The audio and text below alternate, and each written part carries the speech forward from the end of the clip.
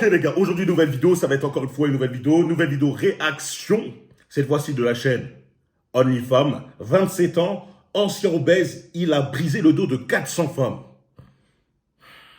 400 femmes. Bon, j'attends de voir à quoi il ressemble, j'attends de voir son histoire, si c'est crédible ou pas, mais bon, je ne vais pas tout de suite porter un jugement, etc. On va écouter ça ensemble, allez on perd pas de temps. Ok, je suis avec Pierre, je te laisse te présenter, dis ce que tu veux. Ok, bah écoute, moi c'est Pierre, j'ai bientôt 28 ans, je suis français, j'habite dans la région centre, je fais de la création de contenu. Ok, bon, contexte de la vidéo, on est rentré Création de contenu, c'est un youtubeur, je ne connais pas Pierre. en contact parce que justement tu fais des vidéos et tout ça. Tu m'as présenté un sujet plutôt intéressant, c'est que tu m'as dit que fut un temps, tu étais obèse, tu as eu une petite histoire, etc. qui t'a fait te développer. Pour au final, j'ai cru entendre que tu avais eu plus de 400 partenaires. Ouais, c'est une fourchette, c'est une approximation à peu près, mais ouais. Ouais, voilà, du coup, bon, on va commencer par la période obésité. T'avais quel âge, combien tu pesais? Là, je peux pas me contenir. Frérot, les frérots, un mec qui me dit j'ai eu 400, 500, 600 conquêtes. Déjà, je vais te dire une chose, hein, si jamais c'est vrai, c'est qu'il a brisé le dos de ton. Hein, c'est que le mec, il est parti à la mer, il est parti percher des baleines, il est parti taper tout ce qui bouge. Vraiment, tout ce qui bouge, il faisait pas de tri. C'est impossible que ce mec, dans ses 400 conquêtes, une fourchette, il a brisé ne serait-ce que la moitié de femmes très belles. Il a dû prendre que toutes celles qui disaient oui, oui, oui. Donc là, personnellement, quand j'entends ça, je me dis, soit le gars, c'est un ultra beau gosse. C'est-à-dire, toute sa vie, il a été attirant aux yeux des femmes. Hein, c'est-à-dire, voilà, il est né avec des beaux traits, voilà, il est attirant pour elle directement, sans faire aucun effort. Soit frérot, non, soit il n'y a pas, frérot. Il n'y a pas 400 femmes comme ça, je te dis, soit c'est un charreau qui est prêt à taper n'importe quoi. Même une naine, il y va sans pression. Donc, les gars, moi, quand je le regarde, je suis pas en train de me dire, avec tout le respect, hein, tout le respect que j'ai pour lui, tu n'as pas l'air d'être le ultra beau gosse, tac, tac, tac, que toutes les femmes, lorsqu'elles voient, elles se disent déjà, vas-y, baisse ton pantalon. Donc pour moi, 400 femmes, je reste dubitatif. Etc.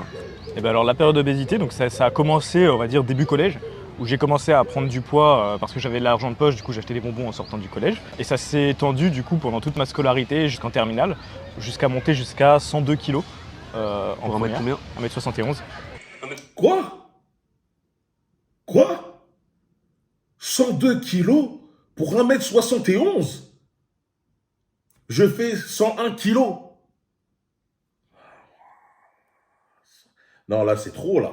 Là, on a découvert, c'est plus que, je sais pas, c'est Ronflex qui devait ressembler à Ronflex, le frérot. 1m71, 102 kg. Voilà. Ah ouais, j'ai pris beaucoup de poids.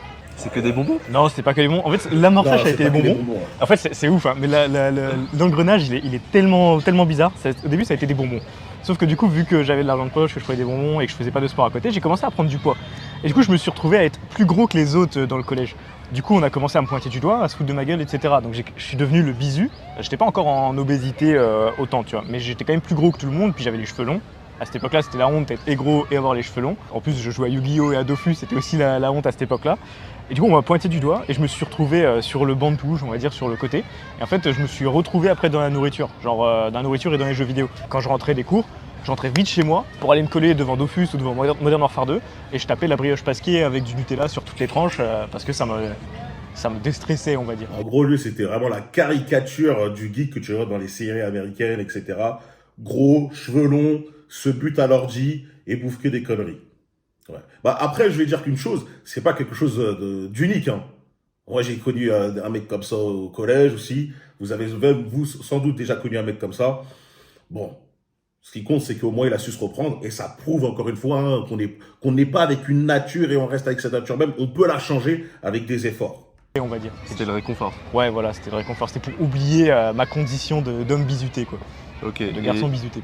Jusqu'à quel âge en fait t'as connu cette période où tu étais vraiment obèse et... Ça a commencé vraiment à être vraiment violent en 5e, parce que j'ai pris du poids en 6e. En 5e, on a commencé à me pointer du doigt. Là, ça a commencé à devenir assez violent, etc. En termes de différence de poids, je devais faire 20 kg de plus que mes camarades. Ça s'est vraiment aggravé 3e, seconde. Là, c'était mon top, on va dire. Je devais être à 95 kg, mais je faisais 1m60 peut-être à cette époque-là. Donc on va dire, ouais, voilà, 3e. 1m60, 95 kilos, j'imagine pas à quoi il devait ressembler, frérot. Et il devait même pas voir ça. Deuxième, seconde, première, on va dire que c'était les 3 pires années, tu vois. Et terminale aussi, mais terminale, j'étais plus visité, en fait, j'étais juste ignoré, tu vois. Par rapport juste au regard des autres, comment tu le vivais? Très très mal, personne ne m'adressait la parole. On me voyait dans les couloirs, on me pointait du doigt, on rigolait, c'était un petit peu des coups de coude dans les couloirs, des croche-pattes quand il fallait changer de classe, etc. Tu sais, t'avais des classes qui étaient le long des portes en train d'attendre pour leur professeur, etc. Ouais, c'était des croche-pattes, c'était des insultes, c'était des moqueries, c'était des surnoms pas forcément agréables quand t'es gamin, tu vois. Et moi, du coup, je le ressentais encore plus exacerbé, je pense que c'était parce que je voyais que ça. J'avais l'impression que tout le monde me regardait tout le temps, que j'étais la risée de tous, que j'étais un peu trop différent par rapport à tout le monde et trop différent, pas dans le bon sens du terme, on va dire le mauvais sens. Ouais, je l'ai très mal vécu ce regard des autres. Comment t'as fait pour tenir? Parce que là, clairement, c'est harcèlement à un gros niveau, là. Ouais. Ça a vraiment été un très gros niveau. Hein, ça a été jusqu'à des idées très noires, hein, des idées jusqu'à me tuer ou des choses comme ça. Ça a été très très loin. Je suis parti en dépression et qu'est-ce qui m'a fait tenir? C'est les jeux vidéo. C'est que j'étais très bon. Vous savez, encore une fois, lorsque j'entends je suis parti en dépression, je suis parti. Vous voyez, les mecs, c'est pas un truc qui tombe du ciel. Ah, la dépression, je vais faire. Frérot, quelque part, c'est toi qui l'as provoqué. Hein. Le fait vraiment, malheureusement, d'être un gars qui n'est pas très sociable et en plus de ça, un physique vraiment unique comparé aux autres, va entraîner que les personnes auront un regard différent et vont te mettre sur le côté, etc. Et c'est comme ça que tu vas rentrer dans ce dépression. Alors qu'en vrai, au bout d'un moment, lorsque tu vois qu'on te met des chiquettes, à chaque fois que tu marches, des croche-pattes, d'ailleurs, là, le collège ou je sais pas quoi, on dirait vraiment, ils sont tous unis contre lui. Mais bon, peut-être que ça existe réellement. Oh, normalement, ça doit faire un électrochoc. Vas-y, ressaisis-toi, change. Tu vois? Et après, tu vas voir que bizarrement, lorsque tu vas avoir un meilleur physique, lorsque tu vas changer, les autres vont changer effectivement, les autres vont avoir un regard différent sur toi. Et bizarrement, tu ne seras plus en dépression, comme tu l'es actuellement. Dans ce que je faisais dans les jeux vidéo et du coup même si j'avais pas de potes en vrai dans la vraie vie, j'avais des potes sur les jeux vidéo, donc sur Call of, sur à cette époque-là il y avait Assassin's Creed, Dofus, etc. Et j'étais très bon sur ce que je faisais ici, donc du coup j'étais respecté en ligne en fait. C'est principalement ça qui m'a fait tenir, mais vraiment je voulais plus aller à l'école. Ma terminale, j'ai raté la moitié de l'année scolaire par exemple, tu vois. Je voulais rester caché du monde, tu vois. Je voulais pas qu'on me voie parce que je ressentais que quand on me voyait, on se foutait de ma gueule et puis qu'on était très violent avec moi, tu vois. Et du coup, à cette période-là, comment c'était avec les filles? C'était inexistant. En fait, faut savoir un truc, c'est que j'habitais dans une petite ville où ma famille était assez connue parce que ma mère était artiste peintre là-bas. Toute la ville la connaissait et ma mère était très appréciée. Du coup, j'étais assez connu et on va dire que jusqu'en 6e, j'étais le mec, on va dire, côté du village, tu vois, côté de la ville parce que le statut, j'étais sportif, j'étais extraverti, machin, etc. Et vraiment, à partir du moment où j'ai commencé à prendre du poids, j'avais une fille à qui je parlais jusqu'en 5e, que j'ai remarqué une fois qui s'est foutue de ma gueule dans mon dos. Je passais, j'étais derrière et j'ai entendu ouais, boubou, le machin, etc. Enfin, moi, je sais plus exactement ce qu'elle a dit, mais qui se foutait de ma gueule alors que moi, je lui faisais confiance. Et du coup, après, j'avais peur des femmes, je n'osais pas les aborder, je pensais qu'elle de toute façon, elle foutrait de ma gueule et qu'elle allait me rejeter. Donc vraiment, j'avais fait une croix totale sur les femmes. Et ça a duré jusqu'en terminale, tu vois. Toute ma scolarité, croix sur les femmes totale. Ok, et comment t'en es sorti de cette période-là? De dépression, Il y a ma mère qui m'a beaucoup accompagné. Et puis après, en fait, ce qui m'a fait sortir de la dépression, c'est le sport. Tout début, le déclencheur, c'est une meuf en terminale. La seule qui me répondait. Tu vois, c'est comme j'ai dit encore une fois, n'oubliez pas que lorsque vous sentez un délire de dépression ou que des personnes vous disent « Ah, je suis en dépression et tout », c'est le signal, c'est votre corps qui vous donne un signal de « Frérot, tu dois changer ». Ce que tu es en train de faire dans ta vie ne te plaît pas, ta condition physique, etc., elle n'est pas bonne pour toi, c'est pas bon pour ton mental, tu dois changer. Hein, c'est pas une question de oui, il faut que je prenne des médicaments et tout. Non, frérot, il faut que tu prennes des actions dans ta propre vie pour changer ta condition, ton environnement. C'est simplement ça. Hein. Et les mecs qui vont me dire non, mais moi j'ai vu la vidéo, mon docteur il m'a dit, frérot, il est là juste pour prendre tes sous. Etc. Parce qu'à cette époque-là, on me répondait même pas. Je dis, quand on parlait, les gens ne me regardaient pas, comme si j'étais un fantôme. Et puis, il y avait une fille qui me répondait quand je lui demandais ouais, j'ai pas entendu ça, est-ce que tu peux me redire et tout. Elle me répondait. Du coup, c'était incroyable pour moi. J'avais quelqu'un qui me répondait. Du coup, je m'étais attaché à cette personne-là. Et je savais que c'était la honte d'être avec moi. Donc, du coup, j'ai attendu la fin de l'année, à la fin des épreuves de bac, pour lui demander voilà, est-ce que ça te dirait que pendant les vacances, on se voit, on aille se faire un ciné, machin, etc., en dehors des cours. Et elle m'a dit une phrase, mec, qui m'a marqué à vie. Elle m'a dit t'as vu ta gueule, même un rat sortirait pas avec toi. Et ça m'a marqué de fou. Et je me suis dit, vas-y, je suis un gros sac à merde, il faut que je me bouge le cul. Donc je suis parti, je me suis senti super mal pendant 2-3 jours, mais de là à pas sortir de mon lit, tu vois. Et après, je me suis dit, vas-y, go, on y va. J'ai perdu quasiment 60 kilos, parce que je suis descendu à 44, donc 58 kilos de perdu en l'espace de 6 mois. Comment t'as fait? J'ai arrêté de manger. Je mangeais plus que le repas du midi et je mangeais que la viande. Bon, déjà, encore une fois, bravo pour sa perte de poids, mais je veux revenir sur une chose. Lorsqu'il a dit que Ce qui lui a donné le déclic pour changer, c'est la femme qui lui a, tout simplement la meuf qui lui a dit ah, t'as vu ta tête, tu ressembles à un rat, ou même un rat ne voudrait pas sortir avec toi. Les gars, ça prouve une chose. C'est que le harcèlement, comprenez-moi bien. Parce que, Brian, il pourra harcèlement. Non. C'est qu'il y a certaines formes d'harcèlement, on va dire, qui vont te donner une gifle de réalité. Et ça, c'est bon pour toi. Parce que tu as besoin d'un électrochoc. Si on arrive toujours à te dire, frérot, là, ton poids, il commence un peu à être limite, il serait bien que tu fasses du sport et tout. Des fois, c'est pas suffisant. C'est pas suffisant pour faire changer une personne. Spécialement les hommes. Je parle en tant qu'homme. Je sais que nous, on a un certain ego comparé aux femmes. C'est-à-dire que lorsqu'on va vouloir changer vraiment profondément, il faut que quelqu'un nous sorte quelque chose qui nous pique. Comme dans les vidéos, des fois, que je poste, je dis certaines choses qui font mal à certaines personnes. C'est pour ça que les bêtas fragiles, eux, ils pleurent. Mais il y en a certains qui, eux, se rendent compte de ce qu'ils disent. C'est vrai, j'en ai marre d'état fragile. C'est vrai, je me comportais comme je me comporte comme un fragile. À partir de maintenant, c'est fini. Et moi, j'ai même eu ça. Je veux dire, il y a une époque, lorsque j'étais, on va dire, au lycée, j'étais assez fin. Mais vraiment fin. Fin au point où certaines personnes disent « Ah, t'es malade » ou je sais pas quoi, t'as chopé une maladie, etc. J'avais vraiment fait une grosse perte de poids. Et au bout d'un moment, moi, je restais comme ça. Ça me gênait pas spécialement, etc. Mais, et je veux dire, mais ça a changé le jour où ma propre mère, m'a inscrit à la salle de sport pour 2 ans. Et elle m'a dit, ça, il y a une salle de sport qui est ouverte, je t'ai inscrit ici, là-bas pendant 2 ans. Vas-y, tiens ta carte et va faire du sport maintenant. Et moi, j'étais à l'époque où je faisais vraiment pas de sport, j'avais arrêté, et voilà, j'étais, comme je dis, très fin physiquement, et je lui dis, mais t'es malade, tu m'as inscrit pendant 2 ans à une salle de sport, imagine, je vais à la salle, j'aime pas, premier jour, qu'est-ce que je vais faire? T'as payé 2 ans pour rien?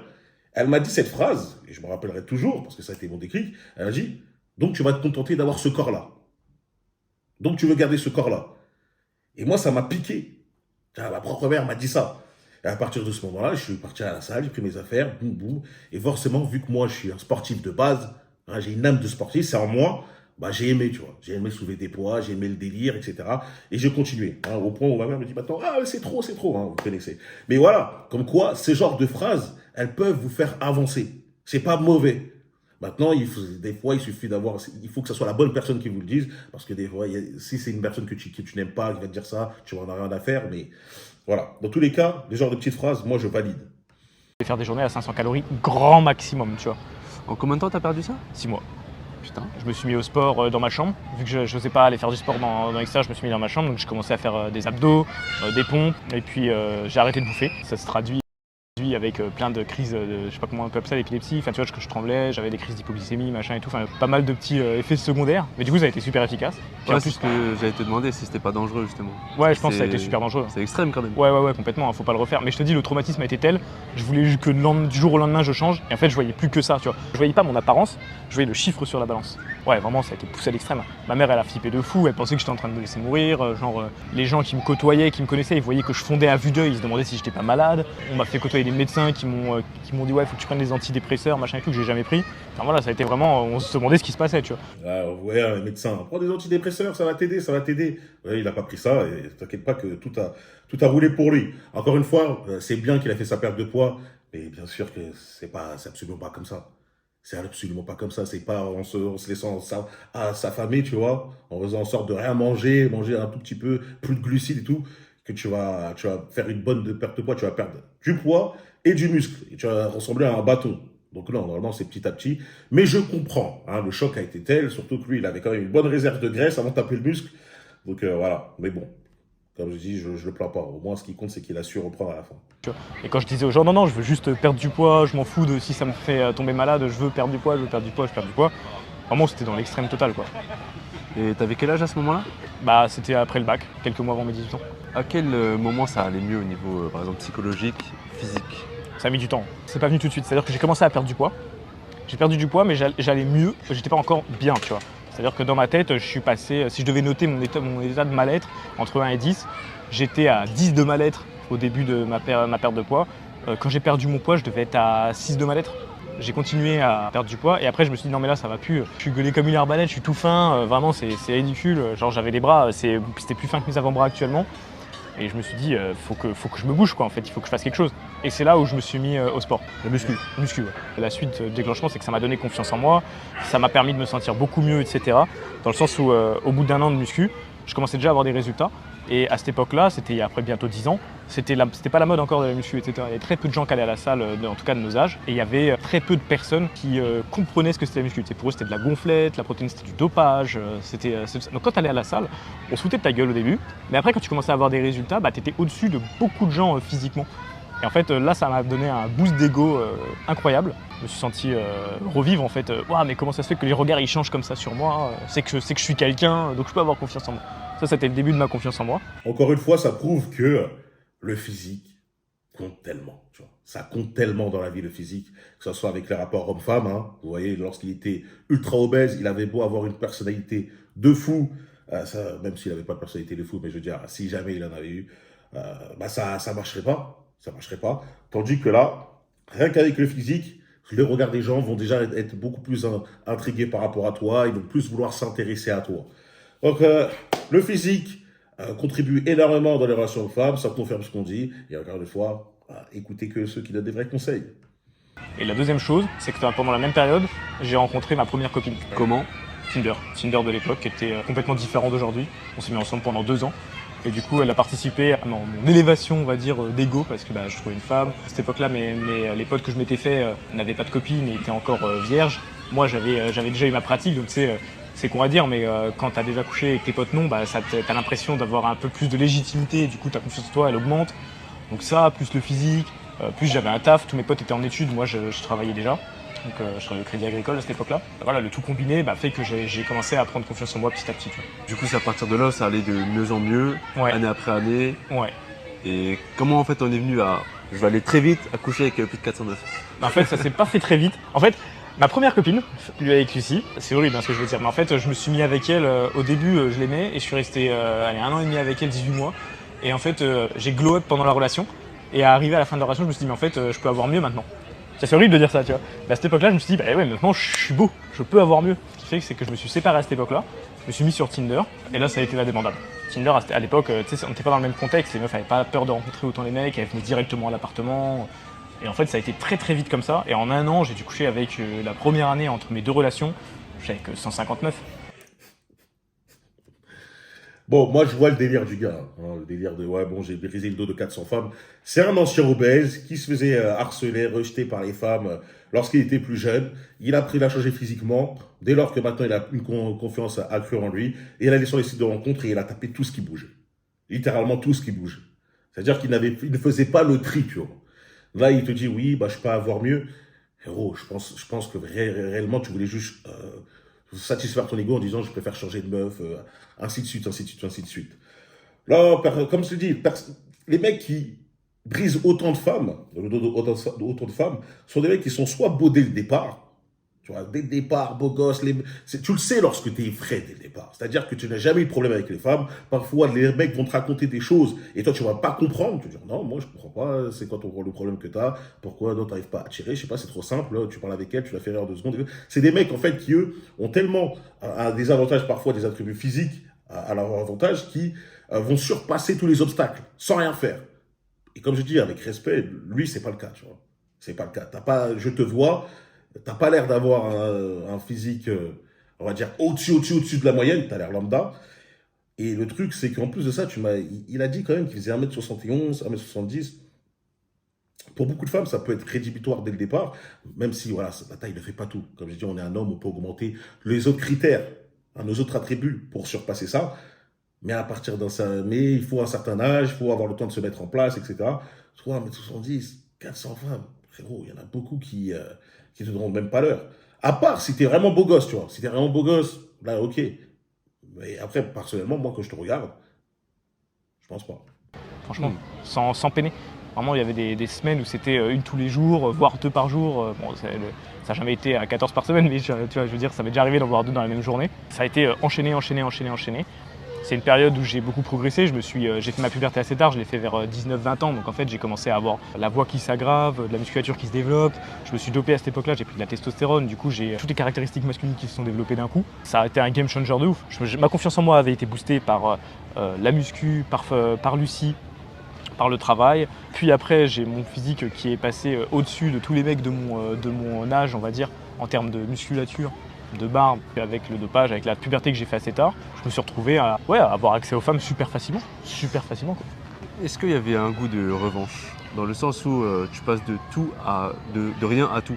Alors c'était pas une revanche, ça dépend, revanche envers qui? La vie, les gens. C'était une revanche envers moi-même. En fait, je sais même pas si on peut appeler ça une revanche. C'est-à-dire qu'il y a beaucoup de gens qui vont peut-être penser ça, que c'est une revanche envers les femmes qui m'auraient rejeté, ou vers la vie qui aurait été méchante avec moi, etc. Je pense pas. C'est le cas, frérot. Je sais que là, tu vas dire, non, mais c'est le cas, frérot. C'est le cas. Je pense pas que c'était une revanche, je pense que c'était plus pour me prouver quelque chose, tu vois. En mode, je peux. Et en fait, je pense que c'était un mécanisme en mode, si j'y avais pas ça, je pense que ma confiance en moi descendait. Je vois que je plais à des femmes, je vois que j'ai accès aux femmes, je vois que on me fait des compliments sur quand on couche ensemble, machin, etc. On me fait des compliments sur mon physique, on me fait des compliments sur mon tel esprit. Et en fait, tout ça, ça booste la confiance en soi. Et avec le recul, je me demande si c'était pas plus, voilà, une thérapie pour encore plus augmenter ma confiance en moi, tu vois. Peut-être un complexe d'infériorité que je compensais comme ça, tu vois. C'est comme ça que tu le vois aujourd'hui? Ouais, je l'ai jamais vu comme une revanche. De toute façon, je l'ai jamais vu comme une revanche, je l'ai jamais vu comme ouais, les meufs elles sont foutues de ma gueule, il faut maintenant que je les baisse toutes, machin et tout. Ça a jamais été le cas, tu vois. Ça a jamais été le cas, c'est vraiment. En fait, si je devais le voir comme une revanche, ce serait par rapport à moi-même. Mais en vrai, c'est même pas. Je m'en veux même pas. J'étais jeune, quoi. Je sais pas quel est mon degré de responsabilité par rapport à quand j'étais jeune. Non, là, je le vois vraiment comme un truc où ça m'apportait un boost de confiance énormément, tu vois. Mon ego, il gonflait. Hein. T'imagines quand t'es sur Tinder, tes potes, ils voient personne, ils galèrent et tout, et toi, tu leur dis bah non, regardez les mecs, moi j'ai pas de soucis, t'es avec eux, t'es en train de jouer à League of Legends, pendant ce temps-là, t'as une meuf qui est sous le bureau, enfin tu vois, genre, ton ego il est super boosté, tu vois, c'est vraiment juste pour dire. Oui, lui, j'ai l'impression qu'il est dans un film de boule. J'ai vraiment l'impression qu'il est dans un film de boule. Je joue à League of Legends, je me fais pipo en même temps. Ça, c'est vraiment des délires. Pour dire aux potes, regardez-moi, tu vois. Parce que c'est plus du tout quelque chose que je fais aujourd'hui, tu vois. Qu'est-ce que tu as appris sur toi pendant cette période? À quel niveau, comment ça? C'est-à-dire que le fait de voir qu'il y a un changement dans tous les plans de ta vie, c'est-à-dire au niveau financier, au niveau mental, au niveau physique, au niveau relationnel, qu'est-ce que ça t'a appris sur toi? Ça m'a appris sur moi que tous les changements ils viennent de nous. À chaque fois j'étais en mode oui mais c'est le problème de la vie scolaire qui fait rien parce qu'on me tape, c'est le problème de la société parce que je suis gros, c'est la faute des autres qui se foutent de ma gueule, oui c'est la faute des si, c'était jamais ma faute. Et en fait, quand j'ai commencé à prendre responsabilité de qui je suis, voilà, si je suis gros, c'est pas la faute des autres, c'est pas parce qu'on me tape que je suis gros, c'est parce que je mange que je suis gros. Donc du coup, allez, on y va. C'est pas à cause des autres que j'ai pas de thunes, c'est à cause de moi qui décide de pas bosser ou qui m'impose des limites. Allez, bah du coup, je vais aller bosser, je vais. Là, je suis totalement d'accord avec lui. Encore une fois, c'est là que tu différencies les faibles des forts, mentalement. Les faibles vont toujours penser que c'est aux autres, c'est au monde de s'adapter à eux, alors que les forts vont toujours, eux, s'adapter au monde. Dans le cas où tu vois un mec se plaindre de « Ouais, mais je suis gros parce qu'il y a trop de fast-food autour de moi, ils mettent trop de sucre, ils mettent des additifs, ils mettent des je sais pas quoi. » Frérot, non, t'es gros parce que tu sais pas te retenir. T'es gros parce que tu sais pas passer devant un grec et dire « Vas-y, c'est pas grave, non, je rentre chez moi, je vais manger plutôt un truc sain. » C'est comme ça. La plupart des personnes qui pensent comme ça, malheureusement, c'est plutôt du style féminin, tu vois. C'est elles qui vont dire « Ah non, mais on doit m'accepter comme je suis, on doit faire ça. » Non, frérot, tu dois changer. T'as pas le choix, tu dois changer. Contrôle ce que tu peux contrôler. Tu peux contrôler ta main qui est en train de prendre le burger et taper un croc. Tu peux contrôler le fait que tu dépenses de l'argent dans des stupidités comme acheter un dernier jeu, etc., qui va rien t'apporter dans la vie. Tu peux essayer de contrôler ta main pour plutôt investir sur toi-même, investir sur quelque chose de rentable, etc. Donc là, pour le coup, je valide. Je vais trouver une alternance, je vais bosser, je vais investir, machin, etc. Ce que ça m'a appris, c'est que, ouais, en fait, le changement, il vient de toi. Tu sais, on est dans une époque aujourd'hui où on est beaucoup sur le on devrait accepter tout le monde. Oh, les gens qui disent ça sur quelqu'un, c'est eux le problème. Toi, t'es jamais le problème. T'es vraiment quelqu'un qui t'es comme ça. Tu devrais être accepté comme ci, comme ça. Mais en fait, la réalité, c'est que les gens, ils sont pas forcés de t'accepter comme tu es. Toi, tu dois t'accepter et tu dois comprendre que tout le monde ne va pas t'accepter. Tu vois ce que je vais dire? Par exemple, moi, quand je dis j'ai eu tant de partenaires sexuels, bah, je sais très bien qu'il y a des gens qui vont très mal le recevoir, qui vont pas m'accepter comme ça. J'ai des propos qui peuvent être considérés comme problématiques par des gens et non problématiques pour d'autres. Donc il y a des gens qui vont pas m'accepter, d'autres qui vont m'accepter. Et tout ça, ça dépend de moi. À partir du moment où moi j'ai conscience que je peux m'accepter, mais qu'en même temps je dois m'améliorer, parce qu'il y a cette nuance-là, tu vois, il y a le oui je m'accepte, mais en même temps si je m'accepte et que je suis une merde, bon bah c'est ridicule, tu vois. Et à un moment il faut comprendre son point. Et si c'est pas en adéquation avec là où tu veux aller, faut faire ce qu'il faut. C'est pas la société qui t'empêche d'aller où tu veux. Est-ce qu'il y a eu des personnes qui t'ont aidé pour remonter la pente? Ouais. Tu sais, t'es passé d'un état, on va dire, dépressif, limite suicidaire, ouais, à vouloir t'améliorer, prendre responsabilité. Ouais. T'as fait ça tout seul ou il y a des gens qui t'ont aidé? j'ai amorcé tout seul. En fait, c'est un peu particulier. En fait, j'ai ma mère qui m'a soutenu tout le long. Elle savait pas comment forcément m'aider. Elle a essayé, c'était compliqué, mais elle m'a soutenu tout le long. Pour moi, celle qui m'a le plus aidé, c'est la meuf au collège qui m'a dit t'as vu ta gueule, ma mère sortirait pas avec toi. Parce qu'elle m'a fait un énorme électrochoc. Aujourd'hui, ce serait qualifié de grossophobie ou de je sais pas quoi et tout. Pour moi, ça a été une révélation. Donc pour moi, c'est elle qui m'a le plus aidé. Sur le coup, tu te disais ça aussi? Le moment où elle t'a dit ça? Non, franchement, ça m'a fait un électrochoc direct. Ça m'a, je te dis, elle me l'a dit. Comme quoi, encore une fois, des fois, les pires expériences qu'on vit sont certainement celles qui vont nous plus apporter dans la vie. Ça va plus nous apporter, que ce soit parfois une rupture amoureuse avec une femme que tu aimais vraiment, et que là, ça s'est terminé parce que tu avais un mauvais comportement, etc. Tu n'as pas su gérer les choses. Le fait de s'être fait traiter par je sais pas qui, par rapport à son physique, ah ouais, t'es dégueulasse, etc. Ça va te donner envie de maintenant de prendre beaucoup plus soin de toi, être beaucoup plus propre sur soi et tout. Tu vois, les mauvaises expériences n'arrivent jamais par hasard. Tout va dépendre de la manière dont tu vas réagir par rapport à elles. Tu vois, si t'es un mec qui va juste rester plombé par ça, hein, te mettre dans le truc, comme je dis, pleurer, écouter du Céline Dion, ouais, pourquoi, nanana, ou en fait se dire, bah vas-y, je vais changer et je vais prouver qu'elle a tort, je vais changer et je vais prouver que je peux m'améliorer, etc. Et ça, c'est le meilleur type de vengeance que tu peux donner. Elle me l'a dit, je fais waouh. Je suis sorti, on était dans la cour devant la cafette et tout. Je suis sorti par le portail du lycée. Je suis monté dans la voiture de mon père, les yeux dans le vide. J'ai plus rien dit. Je suis arrivé. Bonjour maman. Je suis remonté dans ma chambre, au lit. Je suis sorti pour manger, je bougeais plus. Et franchement, ça m'a mis 2 jours. J'étais choqué. Mais tu vois, j'étais pas en mode. À cette époque-là, la grossophobie n'existait pas, machin, etc. C'était. On se foutait de la gueule des gros ouvertement. À l'époque, c'était assez violent d'ailleurs, surtout quand t'es jeune, tu vois. Et du coup, non, sur cette époque-là, je me suis pas dit ça du tout, tu vois. Je me suis dit. Vraiment que cette époque, on est devenu soft, fragile. Tu vas dire un truc comme ça concernant les gros. Ah, t'es grossophobe, t'es grossophobe. Non, est-ce que appeler un gros, c'est être grossophobe? Non, ça s'appelle juste être réaliste. Tu vois? Tu fais 1m70, tu fais 95 kilos, t'es gros. T'es gros. Eh, le gros. Quoi, mais t'es gros, non? Non, t'es pas gros. Ah non, mais m'appelle pas comme ça fait mal et tout. Ok, d'accord, mais ça n'empêche que t'es quand même gros, frérot. Je me suis dit, toutes mes croyances, elles sont fausses, quoi. Genre, la meuf m'acceptait pas du tout, t'es juste gentille avec moi, mais en fait, elle se fout de ma gueule pareil. Traumatisé. Et du coup, la personne qui m'a le plus aidé après cette fille-là, c'est un de mes meilleurs amis qui s'appelle Surier, qui est un mec qui a 50 plus que moi. En fait, du coup, lui, il avait déjà amorcé des recherches dans quelque chose, etc. Lui, il était dans le développement personnel, dans la drague de rue à l'époque. Il était dans le style vestimentaire. Il essayait de s'optimiser un petit peu sur tout, tu vois, ça l'intéressait. C'est lui qui m'a introduit à tout ça. Il m'a appris, il m'a amorcé plein de choses. Aujourd'hui, on a une relation très particulière vu qu'on se voit jamais, mais on se parle quasiment tous les jours. C'est lui qui m'a accompagné dans tout le début, tout ce qui a amorcé mon changement, c'est lui qui m'a accompagné. C'est lui qui m'a dit, voilà, le style vestimentaire, ça joue beaucoup pour ta confiance en toi, pour avec les femmes, pour dans le salariat, etc.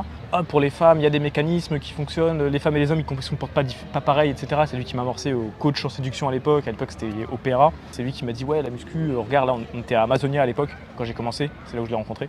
Et il me dit, ouais, ça te dirait qu'on aille au bac 18. C'était une salle avec de la vraie fonte cette fois, donc vraiment une salle comme on entend.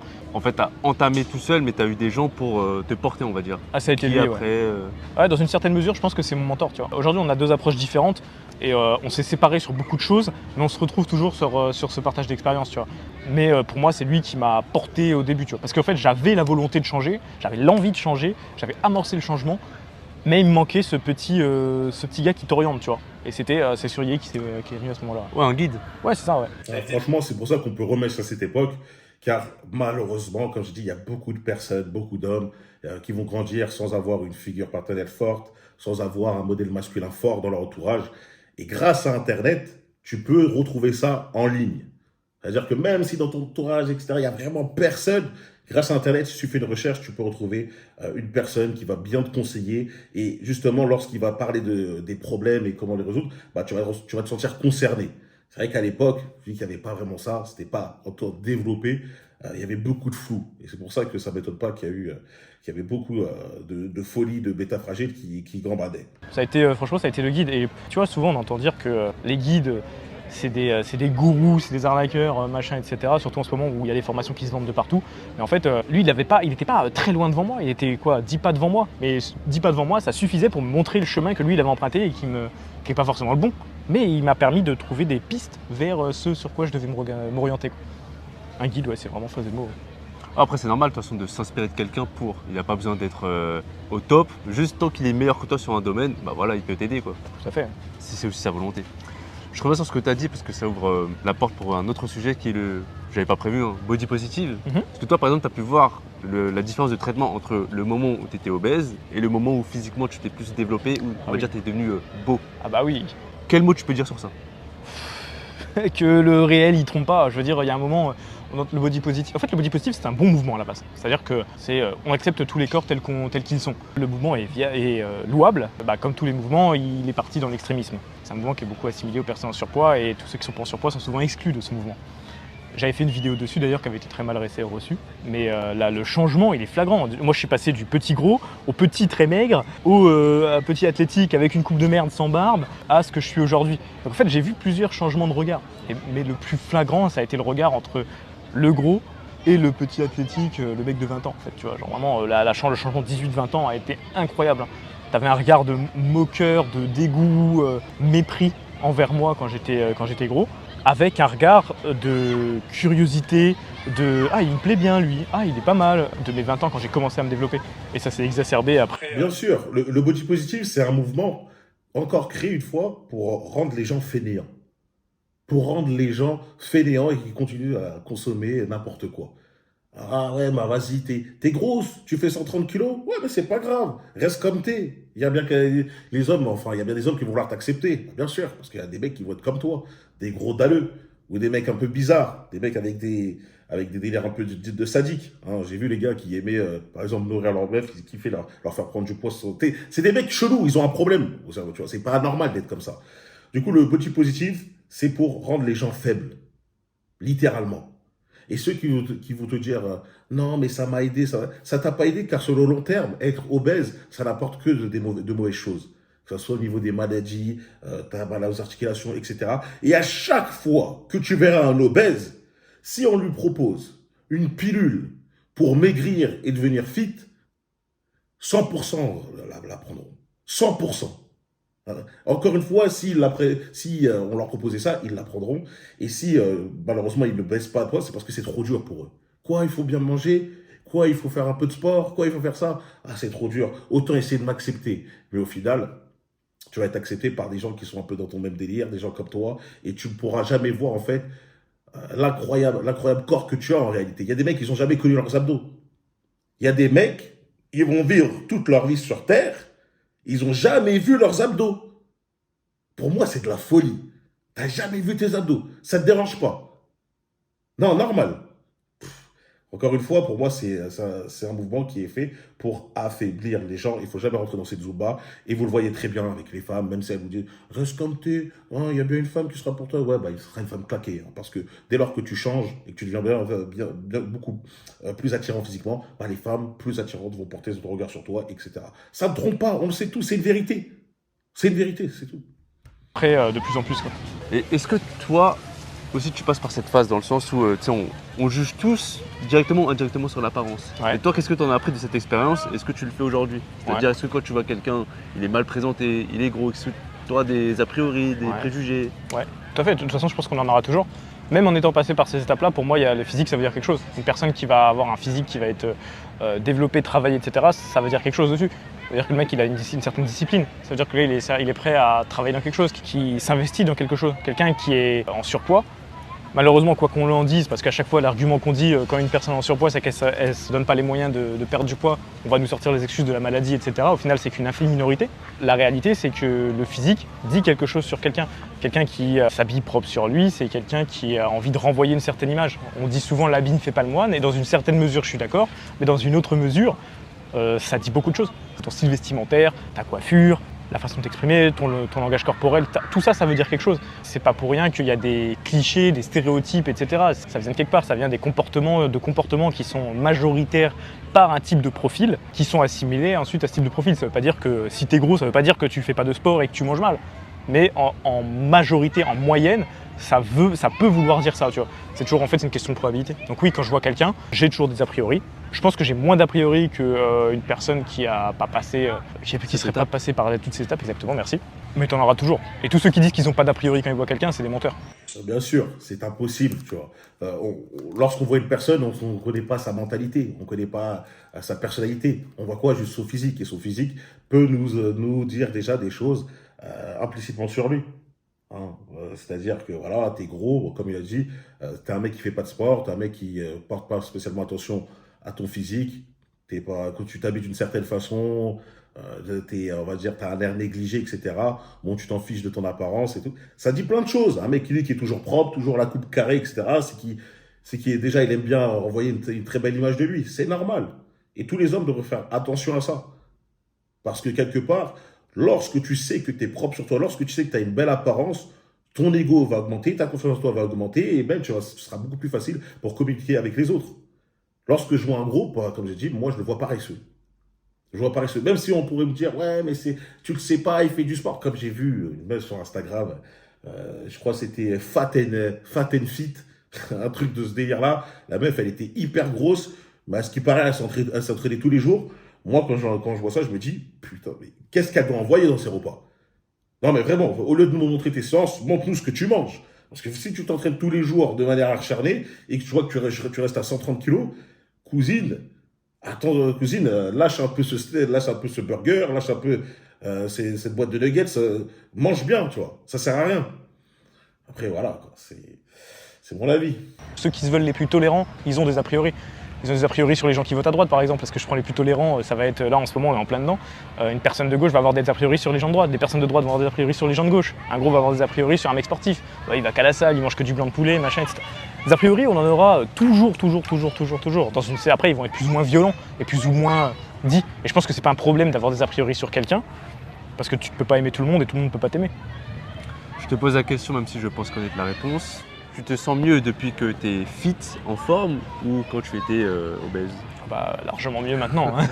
À tout point, mec, à tout point. Je suis pas essoufflé quand je monte les marches, je peux courir pendant des heures sans jamais me fatiguer. Je suis souple, je suis énergique, je suis motivé à tout faire.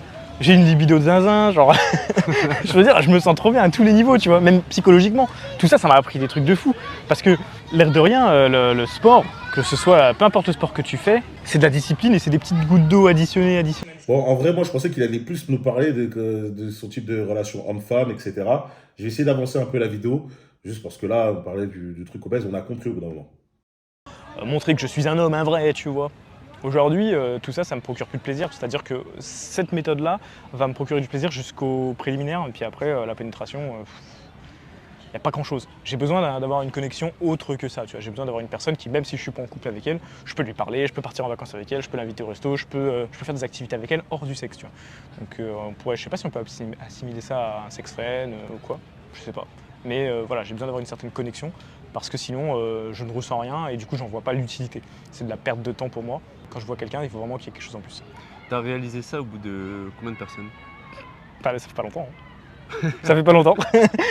Franchement, ça fait vraiment pas longtemps. En fait, j'avais réalisé ça pendant la relation avec mon ex, qui était la personne avec qui j'étais vraiment amoureux et tout. Et vraiment, ça m'a fait une déchirure quand ça s'est séparé. Et en fait, les femmes que j'ai eues après, pour tenter de l'oublier, là, c'était, tu sais, au début, on parlait de vengeance. Et là, c'était plus une question de vengeance, en fait, là. Envers qui? Envers les femmes en général. C'est-à-dire que c'est une époque où je me suis retrouvé à pas détester des femmes, mais détester un certain type de femmes. Ouais, c'est des connasses parce qu'elles disent qu'elles veulent ça, mais elles veulent pas ça. Bah, tu vois bien sur les réseaux, t'as la manosphère, comme on pourrait l'appeler, qui se développe, etc. Et t'as beaucoup de gens, de mecs qui sont dans cette étape-là, cette étape de détestation d'un certain profil de femmes, et qui est une étape qui, je pense, est nécessaire pour aller ensuite comprendre les problèmes et puis après avoir une façon de penser qui est relativement stable. Ouais, bah là, ce dont il parle, j'ai le démon parce que j'ai l'impression que j'ai loupé quelques trucs, mais j'espère que ça va se rattraper là. C'est ce qu'on appelle la red pill rage. C'est souvent les mecs qui vont découvrir la vraie nature des femmes, leur façon de penser, leur façon de réfléchir, et ça va détruire tout le romantisme qui les entoure, tous leurs rêves de Walt Disney, de la petite princesse, de celle tout gentil, etc. Et au bout d'un moment, ils vont dire, mais ça sert à quoi? Je suis un mec gentil, elles veulent pas ça, elles veulent le blablabla. Et les mecs, ils commencent à détester les meufs.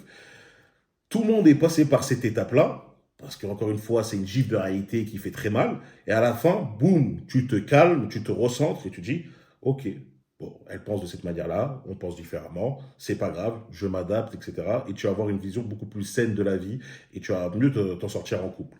Donc ouais, ce phénomène existe, bien sûr.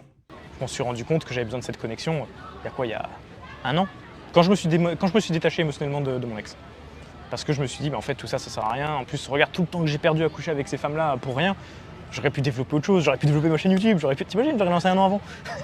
Donc, Après, t'étais pas la même personne, Bah t'avais oui. pas la même expérience, tu vois. je pense que j'aurais pas été la même personne, ça aurait pas été le même contenu. Si je l'avais lancé il y a 2 ans, ça aurait été un contenu qui est beaucoup plus masculiniste qu'aujourd'hui. Aujourd'hui, je suis en recherche de différents avis. Il y a 2 ans, ça aurait été masculiniste à fond parce que, enfin, je sais pas si on peut appeler ça comme ça, mais en tout cas, très c'est la faute des femmes. Parce que j'étais dans cette dynamique-là de haine. Est-ce que pour toi, il y a des inconvénients d'avoir eu autant de partenaires? Ouais, il y en a un gros, le premier, la capacité à s'attacher. J'appelle ça le burn-out émotionnel. Et en fait, je ne peux plus m'attacher à quelqu'un. Je n'arrive plus à m'attacher à quelqu'un. C'est-à-dire que je me lasse super vite et je suis super exigeant. J'en ai conscience, mais j'arrive pas à passer outre. C'est-à-dire que physiquement, il faut qu'elle soit toute comme ça. Enfin, il faut qu'elle soit parfaite à tous les niveaux pour qu'elle me plaise. Et il faut qu'en plus, dans son comportement, elle ait ça, dans son physique, elle ait ça. Et comme je sais que j'ai accès aux femmes, je me dis juste, si je l'ai pas elle, m'en fous, j'en trouverai une qui correspond à tout. Et en fait, je rencontre des femmes qui sont très bien. Hein. Franchement, j'en ai plusieurs qui ont voulu se poser avec moi, etc. Et où c'est moi qui ai refusé pour un petit truc à chaque fois, tu vois. Vraiment, mais des trucs qui pourraient paraître insignifiants, mais où ça me bloque complètement. Et ça, je pense que je l'aurais pas eu si j'avais, 1, moins eu de partenaires, et 2, moins accès aux femmes. En termes d'histoire, Ça me fait rire parce que quand il parle, j'ai l'impression que c'est le tombeur de ces dames, tu vois. Vraiment. C'est assez marrant. Bon, après, par rapport au fait de plus t'as de partenaires, moins t'es attaché. Moi, j'ai du mal avec ça. Je pense que ça arrive plus aux femmes, forcément. Elles ont moins ce délire d'attachement lorsqu'elles ont beaucoup de partenaires. Ça a été prouvé. Maintenant, pour les hommes, on va dire qu'on a toujours notre instinct de chasseur. C'est-à-dire, on veut toujours un petit peu plus. Même si on a déjà une femme qui est bien que ça, on aimerait bien regarder quand même, voir si l'herbe est un peu plus verte ailleurs. Mais il y aura quand même cet attachement avec l'une.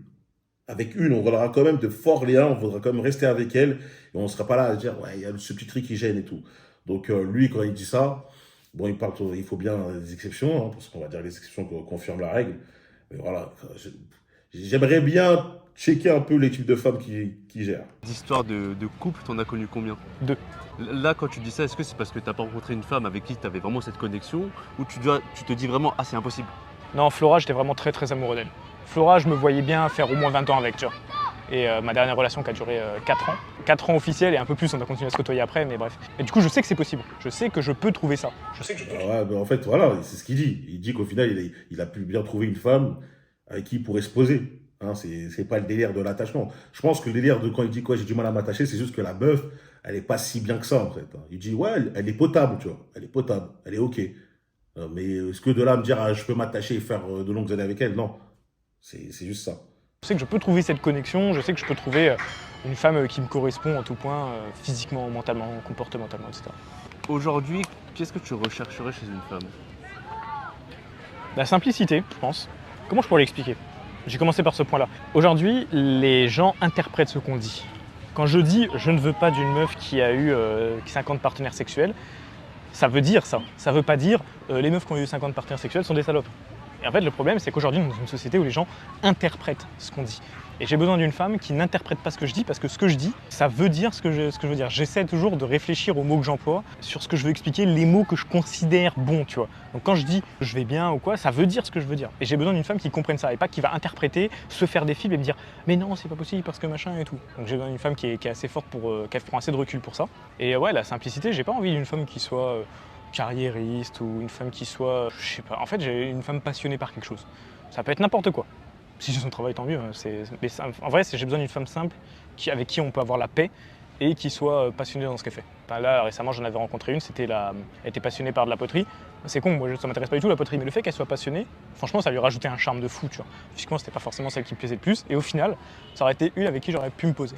Encore une fois, ça prouve une chose par rapport aux hommes. Nous, on aime beaucoup les critères féminins. C'est-à-dire que, pareil, j'avais déjà rencontré une femme qui était à fond dans le délire artistique, peinture, poterie, broderie. Et ça rajoute un charme parce que c'est très féminin. Parce que moi, je me vois absolument pas tricoter un truc ou faire de la poterie ou je sais pas quoi. J'ai pas le temps pour ça. Mais c'était dans son délire. Et c'est vraiment, ah ouais, c'est une femme, tu vois. C'est une femme. Et pour nous, ça nous attire implicitement. Il y a des choses qui vont les rendre belles. Comme une femme qui sait bien tenir une maison, qui aime bien un peu cuisiner et tout, ça va la rendre plus belle, ça va lui donner du charme. À l'inverse d'une meuf qui te dit, ah, moi, je kiffe juste mon taf, je suis dans ma mode là, je suis une business. Ça, personnellement, je m'endors, tu vois.